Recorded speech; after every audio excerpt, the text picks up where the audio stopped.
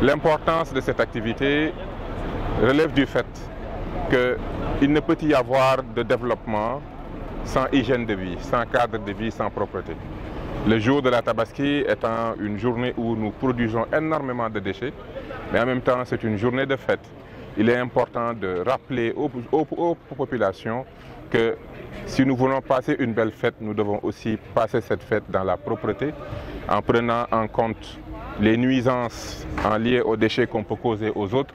Et ensemble, nous devons prendre soin du cadre de vie parce que le cadre de vie fait partie de la fête. La propreté, l'embellissement fait partie de ce qui va embellir cette journée. Voilà pourquoi il était important pour moi de venir accompagner nos équipes. Je l'ai fait l'année dernière, je le refais cette année-ci. C'est une manière pour moi de montrer à ces hommes et ces femmes qui quittent leur foyer à 16 heures pour s'occuper de la propreté du pays, leur montrer que nous sommes conscients du sacrifice qu'ils font, que nous valorisons cela et que nous pensons ces moments avec eux.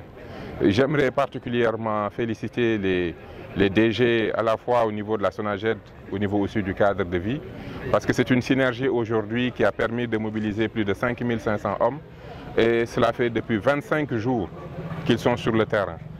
Un travail de sensibilisation auprès de ceux qui vendent les moutons, auprès des ménages et des municipalités, auprès des marchés aussi.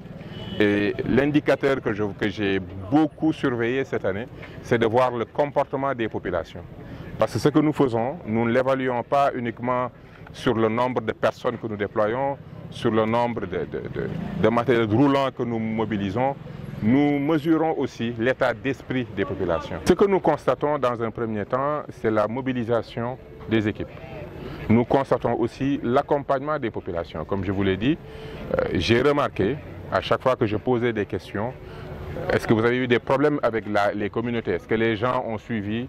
Les agents disent qu'ils ont l'accompagnement des populations. Et ça, pour moi, ça me rassure, parce que comme je l'ai dit, ce n'est pas un président et 25 ministres ou une agence qui vont assurer la qualité du cadre de vie, la propreté. Non, c'est vraiment le résultat de toute une nation qui se donne à avoir un cadre de vie à la fois propre et embelli.